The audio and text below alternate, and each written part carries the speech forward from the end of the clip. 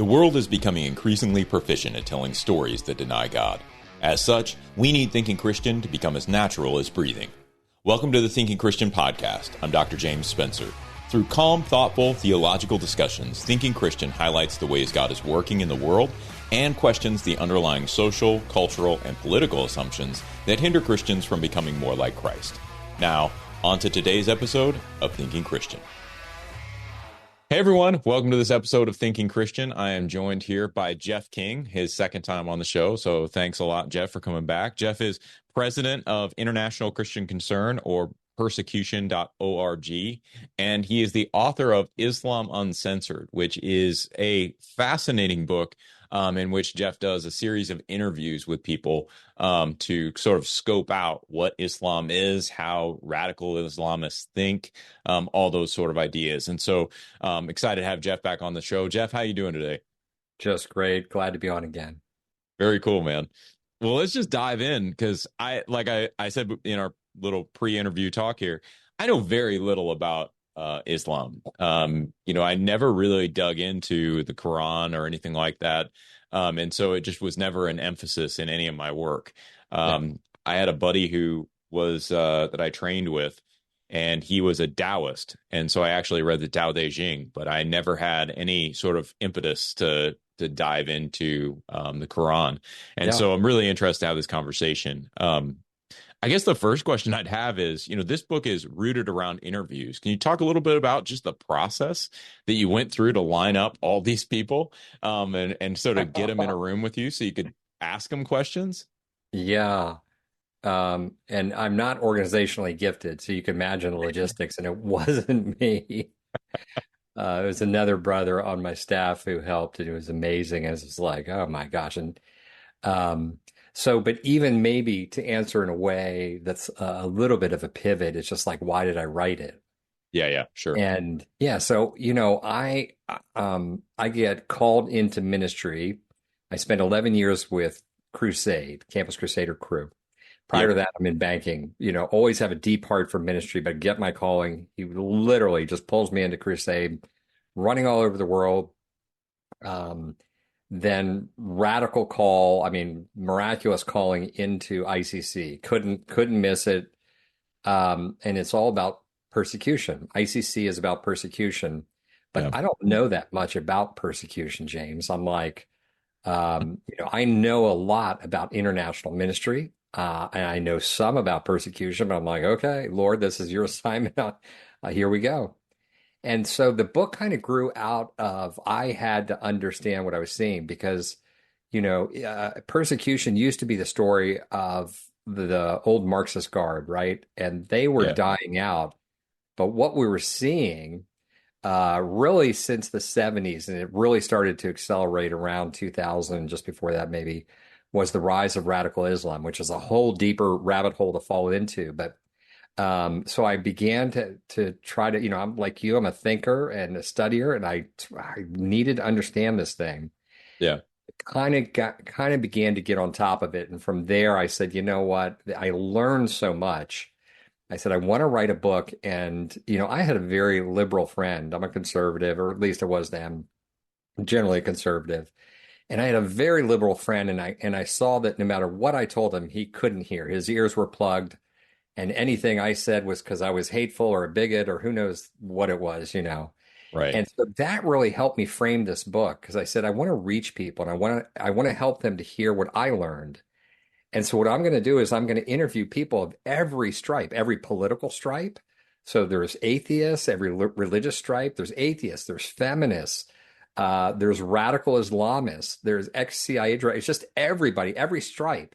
Yeah. So it doesn't matter what I say, because if I put it out there, it's like, well, you're just dealing with the victims all the time, so you've got a chip on your shoulder. But anyways, yeah, I mean, as I was reading through some of the interviews, right, and I won't dive into, I won't ask you real specifics, but one of the more compelling characters in the whole book, and I think the most surprising, probably, I know where you're going.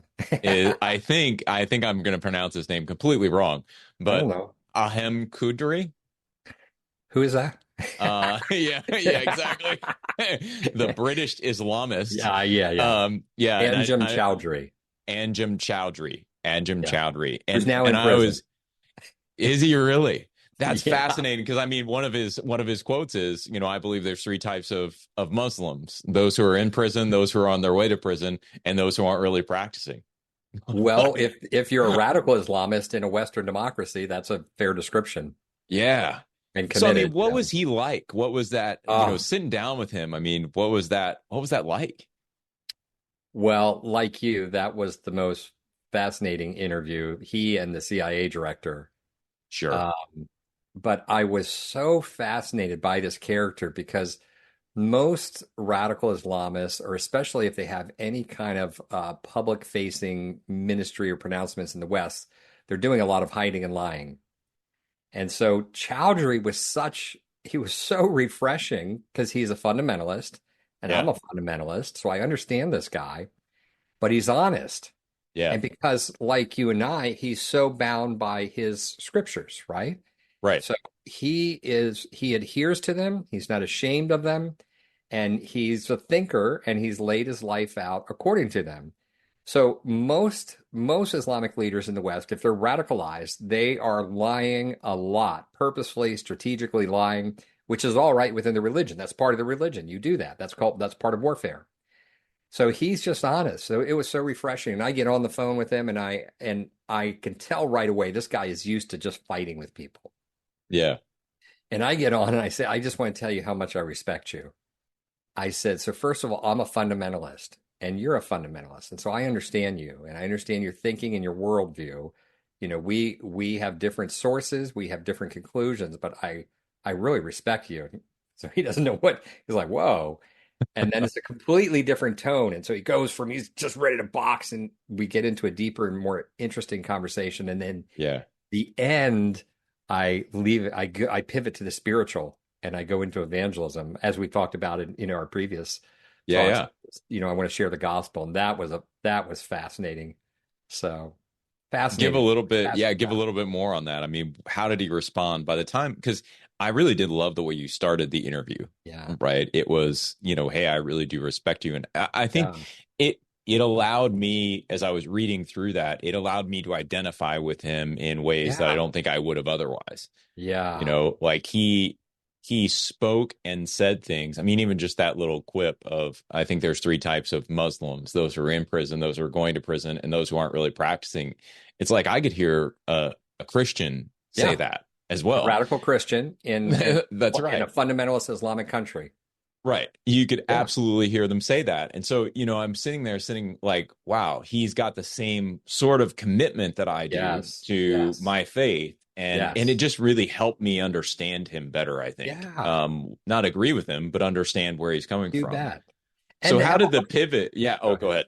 Go ahead. Well, and to have a heart of compassion too. These are people that with their best effort are trying to find God. Now, somebody came in front of him and then said, I have a message from God, and here's his message and here's his teachings. So, and they're trusting in him and they believe Muhammad to be like Jesus. And Yeah. lots of them, the masses of Muslims don't really know who Muhammad was. They Yeah. don't really know who they think he's like Jesus, and so whatever he says goes. But it brings compassion and it brings identity and understanding. And I just have a heart. I have a heart for the radical Muslim. And imagine them blowing themselves up and what happens next? What do they experience in the Yeah. spiritual world and where they go? And they're like, the deception, they're just deceived, but the Lord has a heart for them.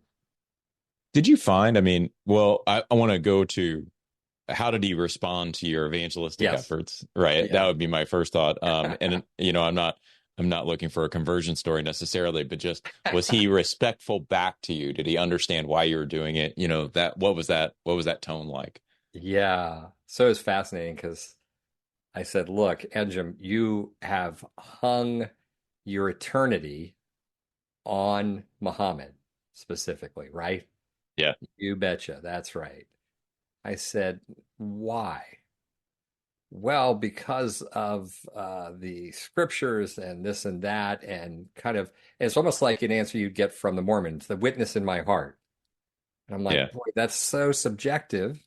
And you got to understand too, it's like, how do we compare Muhammad So Islam it was syncretism. It was Judaism, it was Christianity, and the pagan religions all melded together. Sure.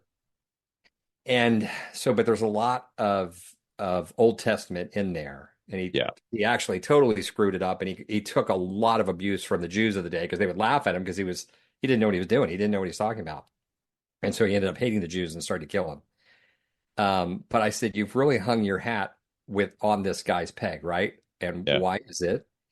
And because he's the prophet of God and the scriptures are perfect and they're amazing, what a witness they are. I said, okay. Um, I said, but now let's look at he was a prophet, right? Okay. And because he wasn't God's son, he was a prophet in a long string of prophets. Yeah. Very, very different than what any other prophet before him, what you saw in the Bible. Very different. Is that fair? I mean, and this is a longer conversation, but I started to be more honest with him. I said, well, he was very violent. And I said, I'm not saying that. I'm just looking at what's in the Hadiths, Yeah. what's in the Yeah. Quran. And he led 27 battles or something. And what he did with the victims and the female victims, I said, this guy is so different. Does that resonate with you? So anyways, the more I did that, that game where someone's talking to you and we're having interference. I gotta get off. No lie. And I call him back. We had a lot of problems connecting after that. He was done. He was done.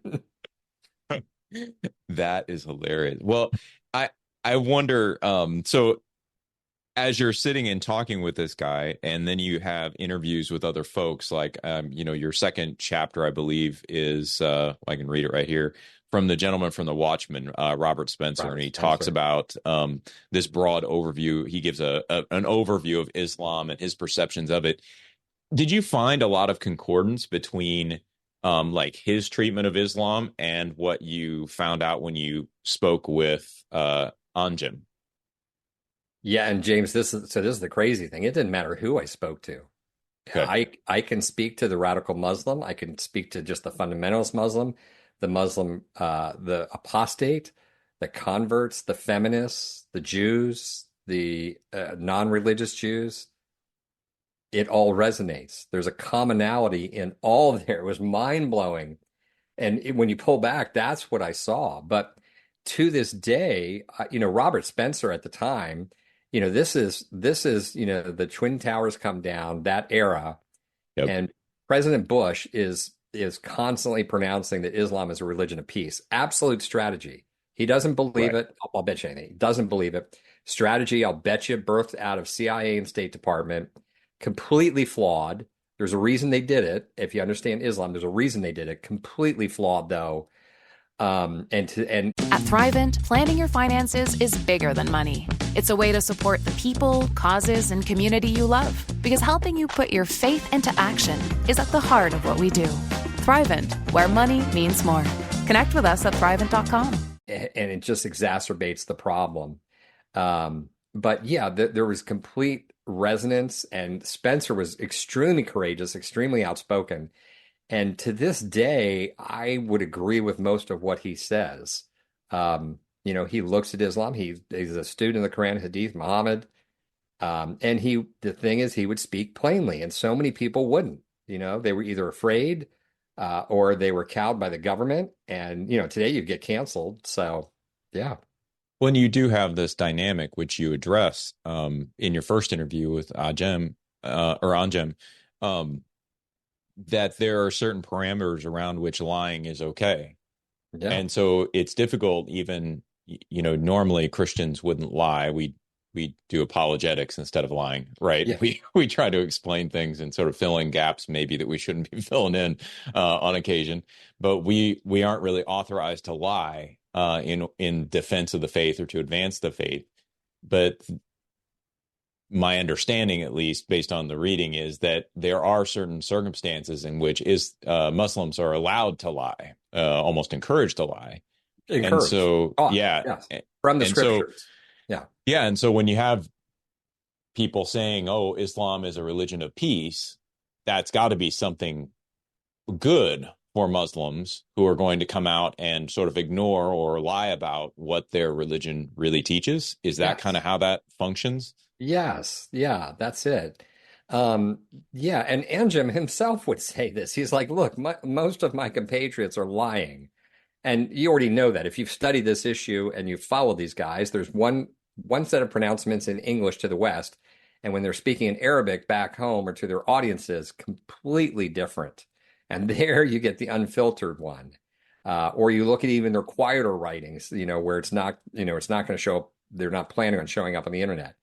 Right. Very violent, and it's not an aberration. That's the thing. Muhammad, Islam, it gained territory by the sword. So Christianity and Islam are the same. We both have a worldview that the whole world needs to come into submission to God. Yeah. Yeah. And but what was the methodology? And it's like Jesus said, this world is so lost, and everyone, if they're trying to get to God, is trying to do it through law and trying to be good enough. And he said, that's not good enough.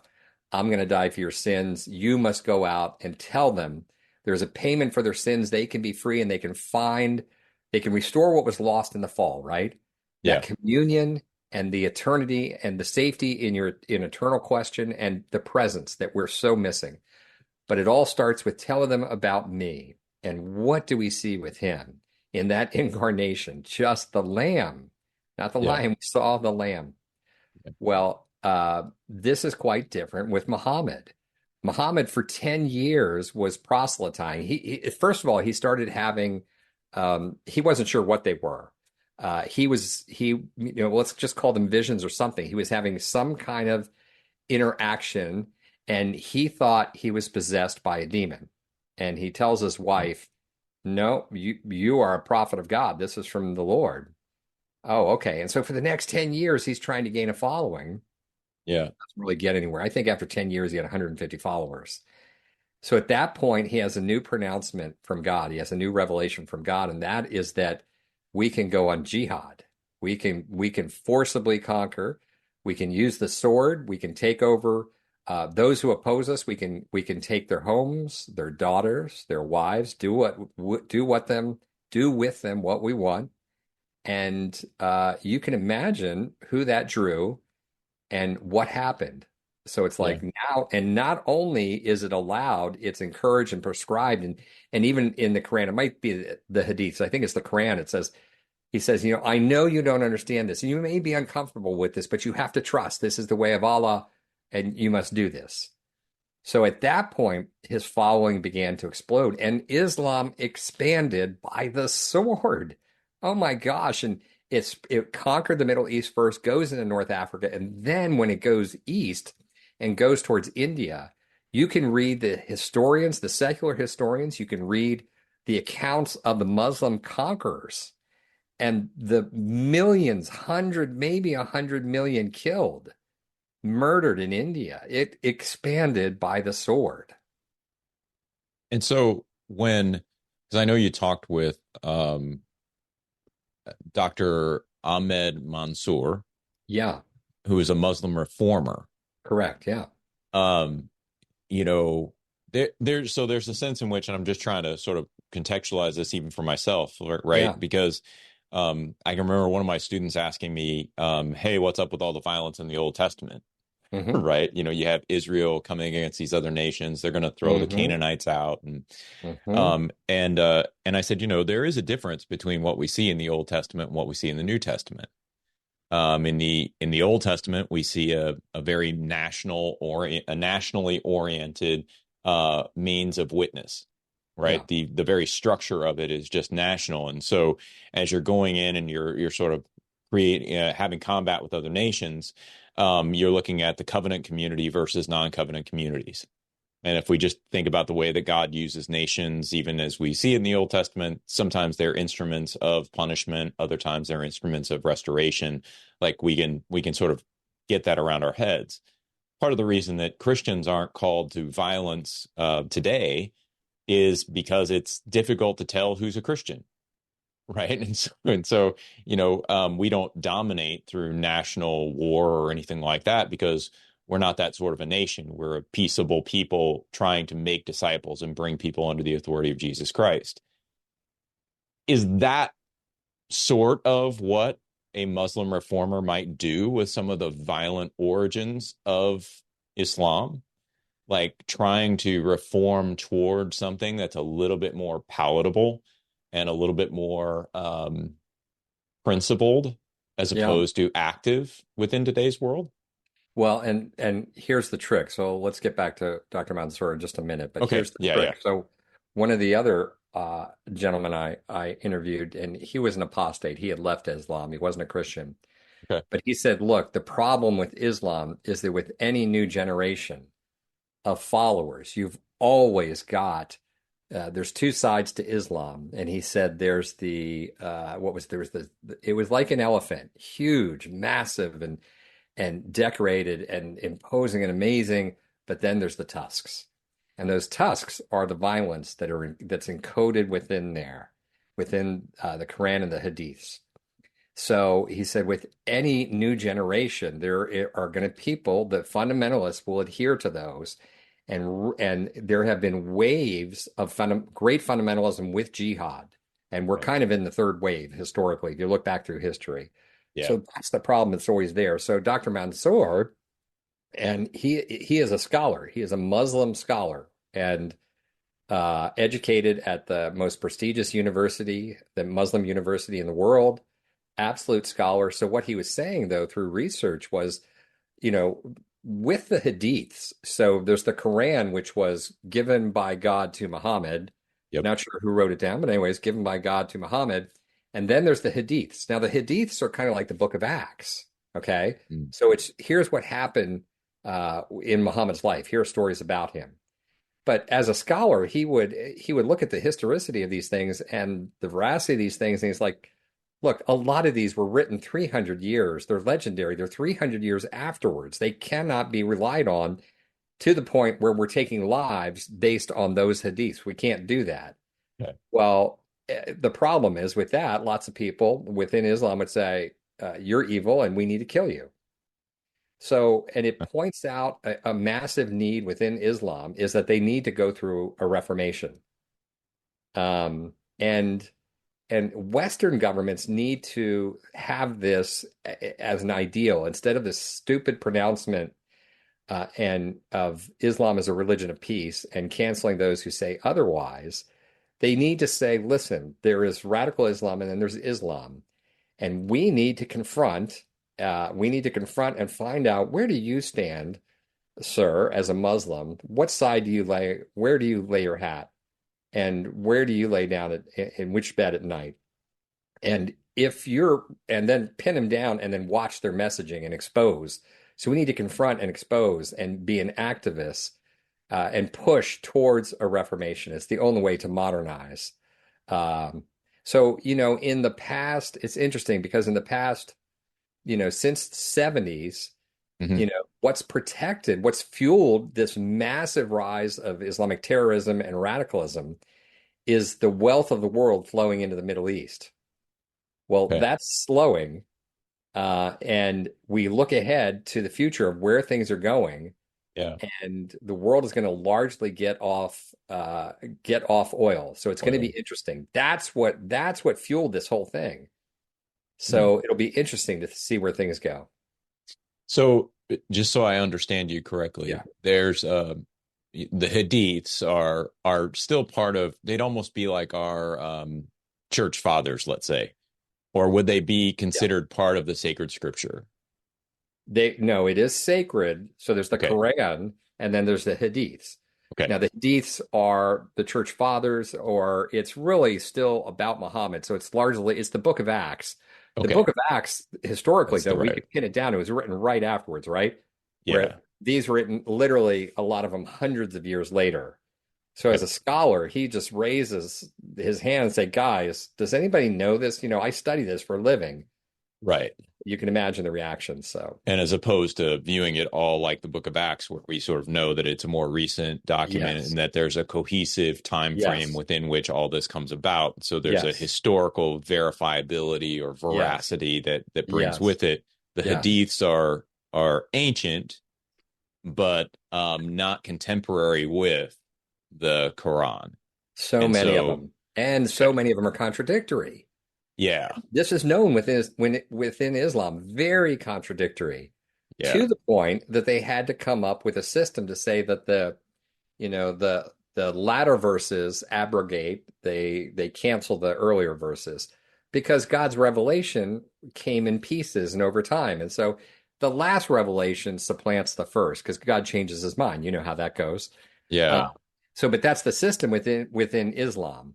just, But yeah. a lot of these verses, especially in the Hadith, there's a whole bunch of contrariness. And so he's saying, look, part of the reason for that is this problem with when they were written. They're not reliable. So he's sort of trying to push back to the Quran. Would that be fair to say? And sort of Yeah, leave the Hadiths as more of a, almost deuterocanonical, we might call them. maybe that would be fair. Yeah. Okay. Um, and but again, when it's accepted that both of these books are sacred, anybody who comes and even a scholar, he's a Muslim. He's not a Christian. He's not a Right. secular. He's a Muslim, but you can imagine how he's treated. So Yeah. Not well, I'm sure. Yeah. yeah, he's from the devil. And so getting that sort of area of reform, when he's talking about reform, what he's really talking about is teasing out a lot of the violence, sort of cutting off the tusks, if you will, if we go back to the elephant analogy, Hmm. and allowing Islam to be something that is more peaceable within the overall sort of warp and woof of the world. I think that would be his hope. And like I said, in the end, he's a Muslim scholar, so I think he Yeah. would still say the Quran needs to be adhered to, and that's the only problem. There's still enough violence in the Quran. There's still enough there that's pretty bad, but Yeah. the Hadiths much more so because it details all the battles, all the things he was doing, he being Muhammad. Yeah. But still, you'd have a much simpler task if it was, look, let's mainly look at the Quran. Okay. Interesting. Yeah, I mean, I've heard of both these things, the Quran and the Hadiths, but I didn't really understand the relation between the two, and so that's really quite helpful. Um, as you look at then kind of let's transition to the CIA, the former CIA director that you Yeah. talked to. I would not envy him his job ever. No. I'm sure it was fascinating, but I Yeah. mean, this had to be like beyond complex, right? And so, what's he thinking as he sort of goes through and is looking at Islam as, I assume he still looks at it as a religion, but he's also got to look at it as sort of a political threat in some ways, right? Very much so. I mean, what he did was and he would very much have the long game in mind. Yeah. And in that when I interviewed him, we had beaten the Soviets. And it was the Okay. long game that did it. Yeah. And it was a long strategy that was worked over decades. So he kind of had the same approach. And but that's where I picked up and began to understand, and you have to understand the intelligence community and State Department and the interaction between the two, and Right. this Right. Islam as a religion of peace. That's where I'm like, I just can't tell you a mistake I think it is. Again, there's a reason they do it. We can get into that. But he very much had the long view. And so it's just like dealing with the Soviets. We're going to deal with it over time. And really what's going on is they're trying to create a separation between the radicals and the masses. And it's not a completely bad strategy. That's what's going on with Islam as a religion of peace. And so Yeah. look at ISIS in Iraq. So Sure. they said, we're going to behead. You know where that comes from? That comes from the books, the scriptures, their Sure. scripture. And so they're fulfilling in a very violent, pure way what they're being told to do. Now, most Muslims have no idea. They're like the simple Christian out there that's a Sunday Christian and they don't read much and they don't really read the Right. Bible, they don't study, and Right. they don't really know what's going on. They don't know who Muhammad is. So when they see that, lots of them left Islam. They said, if that's Islam, I don't want any part of it. And then others was like, well, where is this coming from? And there's evangelists out there that says this is coming from the scriptures. Here's the scriptures, and here's what Muhammad did. And again, I remember talking to a convert from Islam, and he had been a radical, and he had had a long trajectory into radicalism. And he looked back and he said that the deeper I got into Islam, the worse of a human being I became, because you're called more and more to do things you're very uncomfortable with, and but are harmful to other people. And there's the lying, and then the attacks, and all in the name of God. But it's playing with your conscience. So your conscience can get seared, and you could just say, "This is the way of God. I do it. This is," and that's where most of the radicals are. But this guy, the Lord was rescuing him, and his conscience was so bothered, and he's like, "What is going on? I don't understand this." But that is coming. What ISIS was doing was coming from the scriptures, and that's where we need to confront. That's the different strategy, rather than Islam as a religion of peace. It's like Islam can be practiced as a religion of peace, and that's the better way. And you, sir, what are you going to practice? Now, what do you do with these verses? Confront, pin them down, Yeah. and push for that reformation. So that's Well, my 2 cents. one of the things I found really interesting in that interview with the CIA director was he talked about the need to confront these things head on. You were talking about the perception of Islam, I think in America, just the perception of Islam more generally, and he actually cites Orwell, George Orwell, which I thought was pretty cool. And essentially, he says we can't deal with this until we get into the straight talk about it. We can't continue to use Islamophobe to apply Yes. to anyone who critiques Yes. Islam. Yeah. And man, I mean, you fast forward, or you talk about a little bit of a prophetic utterance. Yep. Fast forward to today, and we're just Yep. ignoring these things left and right. Yeah. How serious would he get with that? I mean, as far as sort of disseminating the right information to not only the American people, I suppose, at this point, but sort of the global public, to say, look, here's sort of here's where radical Islam begins and moderate Islam, or here's where radical Islam ends, and here's where moderate Islam begins. You know what I'm saying? Like, how did he parse any of that out? Did you get a sense for that? I did not. He didn't get into that kind of fine detail. Yeah. But you can see where he's a deep thinker, Yeah. and he can see the problem with the strategy out there. And again, where it kind of points to that confronting and that exposing. And what is the dark hate? The dark hate's the light. Let's bring light onto this, and let's show the masses what's going on. And so that's how you marginalize. So this whole thing of Islam as a religion of peace was a strategy to marginalize the radicals. Did not work at all. It lulled many into, even look at the recent attack, or the thwarted attack, with Alexander Scott Mercurio. He's out on the web. So what does he know? Islam is a religion of peace. It's a good thing. That's a choice for me to consider spiritually. Now, if he had been told it is very violent, if you practice 100% what's taught, it's very violent. And if he had that going in, you'd have a lot less converts, and you would have a greater separation. But yeah, he was a deep thinker, the CIA director, deep thinker, and you're just kind of wowed having a conversation with this guy, just thinking about the life he has led and what he knows and what he can say and can't say. Yeah, and I found that to be really compelling, and I also found his comments regarding, I think, the confusion around concepts like jihad that are put out by the Muslim Brotherhood, right, to be really fascinating, because he talks about it. I think lying. Yeah, I think there's that threefold sense. Like, one is like it's spiritual and self-reflection, what we might call sanctification, right? Like a disciplining of one's own self to live according to the teachings of our holy book. It's an internal spiritual struggle. Yeah. Right. And then you had defensive, sort of, if somebody's attacking you, can you defend them? Islam is attacked, yes. Right. And then you had sort of the normal thing that we would think of in terms of, terrorist attacks and those kind of things. You think that's strategic lying. That's that sort of reframing it such that it's more palatable and even a radical group could pass off acts of violence as coming from radical Muslims. Well, the radical Muslim would say to the West, the typical radical Muslim, the violent Islamist, Yeah, even if he's a theologian or a mosque leader, what he's going to be saying publicly is that you've got it all wrong. Poor silly Westerner who doesn't understand Arabic or Islam. No, jihad is an internal struggle.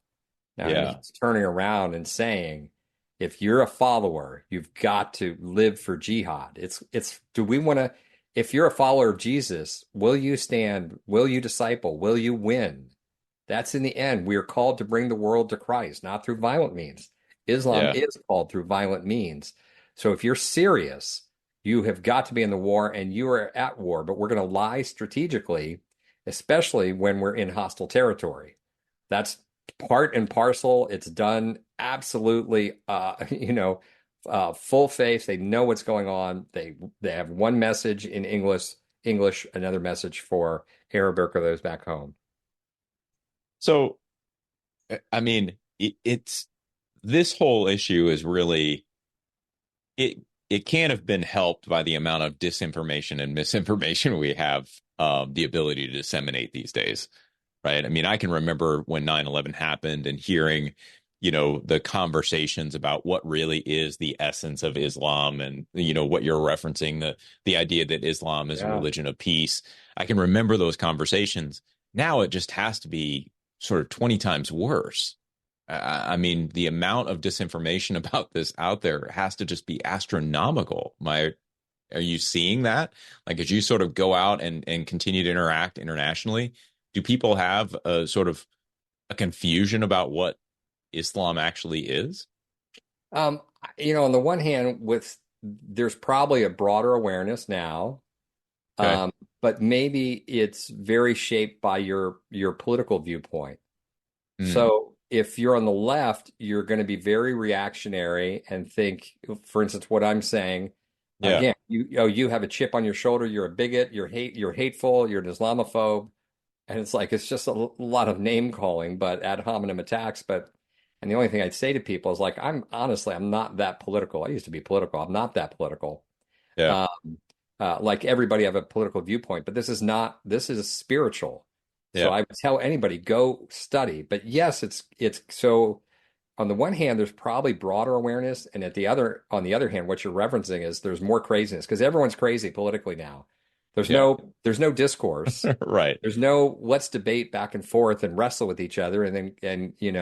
That's democracy. Right. That's what thinking people do. It's no, let's cancel you. So, I mean, look at what happened with the bishop stabbing in Australia. So, a radical Islamic kid stabs a bishop, and there's a video of it circulating. And what does the Australian government do? Yeah. They say they come against Facebook, Instagram, and X or Twitter, and they say we're going to fine you. We're going to come against you legally unless you take down that material. And I don't know what Facebook did. I don't know what Instagram did. Yeah. But Elon was like, "Go fly a kite." He's like, "This is the problem. We just Right. need to be open. Why not? Let's let information flow. Let the people understand and stop getting tricked and stop being propagandized. Right. Let's let people. That's the whole thing of the internet. That there is access to information, and everyone's a big boy and girl, and we can let them grow up instead of the old ways of controlling. Let's control their thinking and worker strategy when there were 3 channels on the news and X number of newspapers, it was a lot easier to control things from the governmental point of view. Very interesting. Well, I wanted to talk through because you did talk to a couple of other, I think, really interesting characters. I mean, everybody you talked to was interesting, but a couple kind of caught my eye. So I'm going to pivot and get into the gentleman who was the son of the Hamas leader. Yeah. I mean, always relevant. I mean, Hamas has been around for as long as I can remember, at least. But I mean, particularly today, we're seeing a lot about Hamas in the news. And so what did you learn from him that maybe you didn't know or didn't fully understand about Hamas? Yeah. I think it was more in the confirmation category, the Okay. conversation. So it's fascinating and it's from an insider. Yeah. This is the son of one of the Hamas founders, Yeah. and so it's like, wow. And it's like, no, you don't have it wrong. Let me speak from the inside. So he just, everything you already know and you've heard and learned.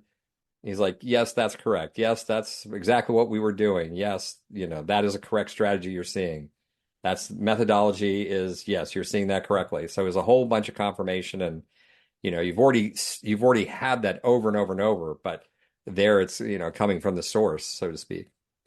Yeah, it's really interesting because he has no particular reason to lie. Um, like it's not to his benefit at all Yeah. to come in and sort of advance a narrative that would go against Hamas. And he did convert to Christianity. How did that even come about? And you know what? I don't remember the detail. It's been so Okay, long. I'm trying to sorry. remember the detail and I don't have it. Yeah. I mean, I find it so fascinating that even within the grip of what he describes as an ideological movement, right? I mean, he says Yeah. if you're going to break Hamas, you have to break the ideology. Yeah. That it Yes. it is sort of hopeful, right? Because I mean, I think Yeah. we have a lot of ideological capture going on in our Yes. own world right now. And to sit back and say, no, here's this guy who was next in line, would have been, I think you describe him as Palestinian royalty, Hmm. right? Like he would have been that level of person in You bet. within Hamas. And so You bet. for this person to set that aside and go, whoa, I think this whole Jesus thing might be it and convert to Christianity is just crazy. Man found a So treasure in a field and he went yeah, back and hid it. And he went and sold everything he had and joyfully to yeah, purchase that treasure. So, that makes perfect sense to me. I didn't grow up as a Christian, so it's like, but yeah, it's just yeah, like in the end, that's conversion, right? And it's like that's what the Lord is winnowing out in people's hearts so often that process, for me, it was, this 10-year process of what will you trade for me? And he's yeah, waiting for the answer of everything. And I'm like, I'm yeah. going to give you this. No. I'm going to give you this. No. And when you're ready to sell all you have, but and then it's absolutely joyful. So, but yes, it's telling, right? When you see it. And these Yeah. guys are insanely wealthy. The leadership is insanely wealthy because they've stolen for Right. decades. They're billionaires, the leaders of Yeah. Hamas, Yeah. uh, with that money squirreled away, in the Middle East. So he did walk away from a lot, but again, the treasure. It's interesting. One of the things I wanted to kind of explore was I think our position in the United States is sort of enviable because of our geographic distance Yeah, from the rest of the world, yeah, or for at least from a lot of these problems. yeah. Yes, we stay aware. Yes, we're involved. But the reality is that this isn't happening next door to us. At Thrivent, planning your finances is bigger than money. It's a way to support the people, causes, and community you love. Because helping you put your faith into action is at the heart of what we do. Thrivent, where money means more. Connect with us at Thrivent.com. Like Correct. it's a world away in a lot of senses. Yeah, No matter how small the world gets, it's still further away from us than for many countries. you bet. And so it feels to me like it would almost be easier to pull the wool over our eyes than with some of these other countries. And one of the places you sort of hit on this is with the interview with the daughter of a Somali warlord. Yeah. And so I'm wondering if her story just and I know you don't really cover this in the book, but I'm just wondering, you know, do in your experience internationally, do you find people who sort of have a more negative reaction to Islam than maybe we would even in the States, simply Yeah. because they're bright enough to see what's going on right in front of them? Like that narrative Yes. just isn't getting to us. Yeah, that's well said, I think. And she, this is a brilliant woman who Yeah. was really going places, but there was no outlet for her. And her father is a warlord, and so, her job is to get married and have babies, and just to take and listen to our teaching on Islam and regurgitate it. But again, deep, deep thinker, and so courageous. Yeah. So I don't know. There was just a path for her, and it led out of Islam. And as a deep thinker, like you said, she's right there. And so she can see the complexity, she can see the falsehoods, she knows what it is. She doesn't have to winnow out what is the truth. She can see the truth, doesn't like it, and walked away from it. But it's, I think, much easier for those who don't get this varnished, completely false translation of what Islam is. It's like, let's just deal with the reality again, over and over. That's why I say it. It's like it must have a reformation. We must be honest.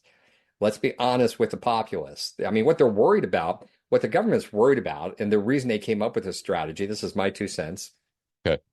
is that Islam, what happens is if you attack it head on, they tend to close ranks and fight en masse. Where normally you have the Sunnis and the Shias, the Sunnis being most of the Islamic world and the Saudis, and then you have the Shias, which is Iran and their client states. Okay. So most of the time, they're very happily killing each other and hating each other. They absolutely despise each other. And so what they're trying to do is not hit Islam head on and to be gentle, and try to create a separation between the radicals and the more peaceful folk. But again, it's just very flawed system. It's like, I think it's better to tell the truth, let the chips fly, and and then that puts the radicals on the defensive, and it puts those who are close to being radicals on the defensive to say, if I'm going to do this in the West, I've got to change my ways. So, because it's radical Islam, obviously, is completely incompatible with the West and with democracy. Yeah. Yeah. It would seem so. It is. Why is it, just out of curiosity, that I know there's the difference between the two groups, right? Sort of like the Protestant denominations, although I think maybe we don't hate each other. But why do they sort of war within each other?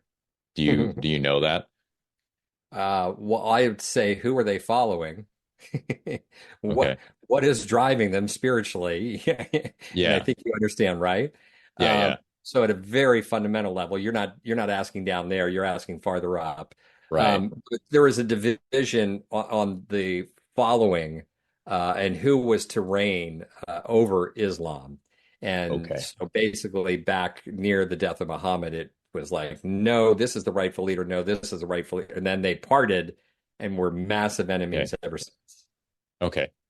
Gotcha. So it's not dissimilar to some of the things that have happened in history in other places. I mean, I think of a lot of humanity. Alexander the Great's generals, and the division of that empire, those kind of things. Yeah. It's like, who gets to take over all this fun stuff? You bet. There was a lot of stuff to grab. I mean, wealth beyond imagining. Because again, when they're out conquering, they have to send back tribute, right? You have to send it back up the line. You're an entrepreneur. You can go, kill people and get massive amounts of gold and land and women and everything and slaves. And you can keep, I can't remember the percentage, but then you have to send some back. But the wealth was unbelievable. Yeah. And do you see, I mean, you mentioned Saudi Arabia, and it's a running theme throughout the book. I mean, Saudi Arabia, I think, it's an interesting country in my mind, right? In so many ways, it flies completely under the radar. Sure does. But I mean, it feels like it's just sort of it's got its fingers in every pot.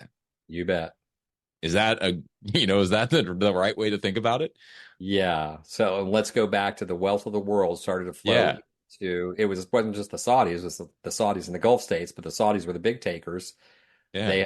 They have the lion's share of the oil, and they own Mecca. They are the keeper of Mecca. They consider themselves to be the guardians of Islam. And so then with that wealth, what they did was they funded radical political movements, radical Islamist political movements, radical Islamist theology. They built mosques everywhere in the world and installed radical mosque leaders. And they shamed the moderates everywhere. They exposed and shamed the moderates. They created a massive divide, and the radicals won. And there used to be a lot more flavor out there. There were a lot more flavors and types and expressions of Islam. So they really killed that off. they also started many terrorist groups. That's why you saw the explosion of radical Islamic violence starting back in the 70s and more and more. Yeah. So that's what I kind of you kind of fall down the rabbit hole. And I'm trying to figure out what's going on now because they have a reformer king, younger guy, I think Western educated. So then I would just love to know what's going on in his brain. He is a reformer. Yeah. So it'll be interesting to see what he's doing. So, and he looks to Dubai. Dubai looked ahead and said the oil's going to run out, and we're going to create Correct. a world-leading city so that people will come here when the oil runs out. And now they're pretty much tapped out. The oil revenue is not enough. They're in serious straits. The Saudis are now trying to do the Okay. same.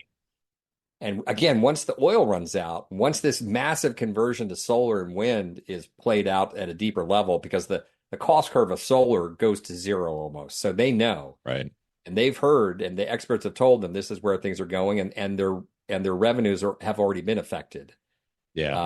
We've already seen peak oil. We've already seen peak oil consumption. So I think what he's doing is a response, but they're following the Dubai model Yeah. and modernizing even with women and university. So, it's going to take decades, but it leaves me a little hopeful. It's such a strange dichotomy, though, when you think about it, because it feels like the lack of modernization, the unwillingness to sort of buy into globalization, let's say, Yeah. serves their more fundamentalist Islamic beliefs, right? It makes it easier in some ways to control that and to make sure that the community stays religious. Now opening it up to different levels of education, different customs, different Yes. everything, they're running the risk of, that reformation will happen whether they like it or not. It's almost the best way to put it. Yeah, right. I think so. Yeah. So, the oil really has allowed them to isolate themselves, Yep. and retain a more radical stance simply because they weren't dependent That's on right. on anything other than selling oil to other nations. You But as soon bet. as you get into tourism, you probably need to be Ah, somewhat welcoming and like, yeah, I'd like to go to Saudi Arabia. Dubai seems like a really cool place. I'd never been there, but it seems very welcoming and open and like not scary, except for the yeah. floods. No, for the most part, Yeah. unless you're a complete hedonist, and then you might get in trouble. But in Right. general, Right. um, Yeah. and the Saudis have looked at that, and now they're spending massive amounts of money to buy the same thing. Where Dubai is looking over their shoulder, like we're in trouble because of what the Saudis are doing. But to you Right. and to your point, though, this is going to be a modernizing force. And again, their king, I have to, with what he's done, Yeah. uh, he's Western educated, and so he's probably not a true believer. But still, you're even as a king, you're a politician, Right. so you have to keep the conservatives happy to whatever degree while you're modernizing. So you're saying one thing to them and other things, to other Right. constituents, but it just looks positive in the end. And like you said, as the oil runs out, they're going to be forced to have to be a more modern nation, which means you have to get along. Yeah. And Yeah. you have to You be, can't be isolated anymore. yeah, Um, to some degree, I think that's part of what happened with, you see this arc in a lot of different places, but I think we're seeing it in the United States right now. We're almost having the same problem as we've had more and more pluralism built into the United States versus hmm when we were founded. you bet, That increase in pluralism requires adjustments you bet, that weren't necessarily even contemplated. you bet. They may have been thought through at the beginning, just sort To of like, some well, what do degree, we do with, yeah, but they couldn't have ever thought through all the yeah, permutations that no, pluralism was going to bring. And so we're at this really tense point. yeah, And it just seems to me that what you're describing with Saudi Arabia and the modernization there, it'll yeah, get them to this point that we're in a yeah, very similar way. yeah, yeah. I mean, you think back to the founders, just to touch on what you're pointing out. The founders they were looking at religious expression and the sects warring against each other. Yeah. And that's SECT, but Right. different Right. sects of Christianity warring against each other. Yeah. And as well as a lot of them were deists. They weren't Christians, you know. And Right. so that had to be protected. But Judaism, microcosmic, Right. small, and all the Pretty minor. atheists. Yeah. Yeah, you know, so and then with massive immigration, yeah, everything changes. But the beauty is what they created, you know, the system they created is flexible enough, and it was brilliant. Not Yeah. perfect by any means, but brilliant. Absolutely. And what do they say about democracy? It's a terrible form of government. It's just better than the rest. Yes, that's right. Well, fascinating stuff, man. I mean, any kind of last thoughts on this? I mean, as Christians are looking out at their Islamic neighbors, right? I mean, just like you did in your initial interview, and Yeah, trying to share Christ with them. yeah, Any thoughts on how we might go about sort of engaging our Muslim neighbors, yeah, really helping them to see and question, or maybe begin to question Muhammad, their faith, those kind of things, and yeah. draw their attention over to Jesus Christ? Yeah, and the first thing, like we talked about last time, just the orientation to Yeah, reach out. What did Jesus call? You know, and all around us, we are we are post Titanic, sitting in the boat, and all around us are people in the freezing water without life preservers, and they're going down. yeah, And so the Muslim has been captured. Okay, you know this. They have been captured. That's the way yeah, we see them, and most of them are the most lovely people. You're not going to run into radicals, and all you're going to run into is lovely people that are very relational yeah, and are lonely because they're here in the States, yeah, and would be blessed to have a friendship with an American, and that gives you great entree into their life. So you do the relational, and then everything opens from there. But you start with the relational, start with the love. You know, yeah.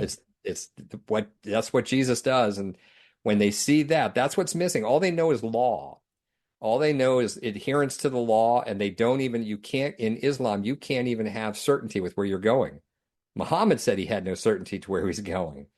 And so when they see Jesus, and the first one is to see your love through them, don't just Yeah. stop there. You bring love and truth, but to start with that love, it's life changing for them. And they see Jesus, and we're too used to, we're too used to him. We're like an old married couple. Even if you're a convert, we're too used to him. We don't understand how startlingly beautiful he is. Yeah. And they'll see him, and so many will come to Christ. So reach out, love on these people. It's very cool. I mean, I had a conversation with a lady who does ministry with military wives and families. And she gave very much the same advice when I asked her, Mm, how do we go about caring for military families? And in some ways, mm, military families yeah, have something in common with Muslims. They're mm, often displaced. They yeah, very seldom have a community. yep, They know orders, right? yep, They have to sort of follow this out. And her advice was very similar. She's like, don't discount the small acts of love that you can do for these yeah, people, and the exponential way that it could very well pay off for their lives. Like, yeah, giving a military wife, an hour break from her kids to go mm, even just do the grocery shopping without them is a gosh, huge blessing. that's huge for And mom. Yeah, yeah, and so I was like, I just hear the resonance, and I think it's super important. And yeah, Jeff, I love this book. I mean, I uh, learned a lot reading it, yeah, and it definitely opened my eyes to what's going on the Islamic side of the fence, and yeah, understanding how some of these dynamics yeah, are sort of playing in. I will say, just as sort of a last question, and I don't know whether you have thoughts on this, but as we think through that sort of modernization and what often is phrased as secularization, the movement that makes it more difficult to believe in God. There's a part of me that looks at this whole Islamic movement and says, yeah, moderating it would be a great thing, right? But I'm not sure what we're replacing it with is particularly good yeah, either. And I think there's something to be learned as we watch how the modernization is pressuring the Islamic world to change, yeah. that we have to look back at ourselves and go, man, how has it pressured us to change? It's happening, right? We're losing our youth, Yeah. right? Yeah, yeah. There's a whole bunch of lessons in right there, right? Like Yeah. I would get your kids out of public school because they are being discipled 100% by everyone around them, extremely hostile towards Christianity. The environment that the government has set up, the school system is anti-Christian. I would get the kids out, but the biggest thing we can do is we model it at home. We stick together, no matter how hard it is, we stick together. We provide an example. We live out Christianity. We don't say one thing and do another. And we teach the kids. Like we talked about this. I'm not a discipler, but I'm teaching them all the time about what God is doing in my life, what he's saying, how he's correcting me. And then we're humble when we're wrong. We go ask forgiveness and we love. And that is the great antidote. And that is the great leader. Just like with those military wives and families, just like with those Muslim families, it's love. But we love and we lead with that. It's not discipline. It's not browbeating them into law and adherence, right? Yeah. Showing them Jesus, who, again, we're the old married couple. We're too used to him. He's dazzling. He's dazzling. Yeah. Lift him up and all will be drawn to him. I think that's a good place to end, man. I agree with you. I think sometimes we do get a little too familiar with Jesus and we forget that he's the one we're supposed to be pointing to. Like he's the one we're supposed to be pointing to, glorifying and drawing attention to. Yeah, we're really bad at it and we need to get better at it. We need to get bad at it and we need to get better at it and we need to be serious about it. I mean, I think that's really the real trick. It's there's a way in which we can divert our attention to some of these other issues we see, but the reality is we need to keep our eye on the ball and just recognize that Christ is the only solution. He is the only real solution to these problems, the only lasting solution to these problems. Everything else is just sort of a new turn in the road that's going to result in different breakages down the line, which I find sort of fascinating. So, but yeah, I love the book, Jeff. I love the work you do. Folks, check it out. It's Islam Uncensored. You can get it. I assume I got it on Amazon. It's probably available everywhere. And I'd also encourage you all to check out persecution.org. All the links will be in the show notes. And Jeff, just thanks for having me on again. This was a great conversation. Really appreciate you being here. You bet, James. Always love it. And hey, let's hang out for 1 second. I got to pick your brain on something. Sounds good. Well, okay. Before we do that, I'll close the episode out and say just thanks everybody for being here. And we'll catch you on the next episode of Thinking Christian. Just want to take a second to thank the team at Life Audio for their partnership with us on the Thinking Christian podcast. If you go to lifeaudio.com, you'll find dozens of other faith-centered podcasts in their network. They've got shows about prayer, Bible study, parenting, and more. It's a crazy world out there, moms and dads. I'm Catherine Seegers, host of Christian Parent, Crazy World, the podcast that tackles tough topics to help you be a godly parent in an ungodly world. Subscribe at lifeaudio.com.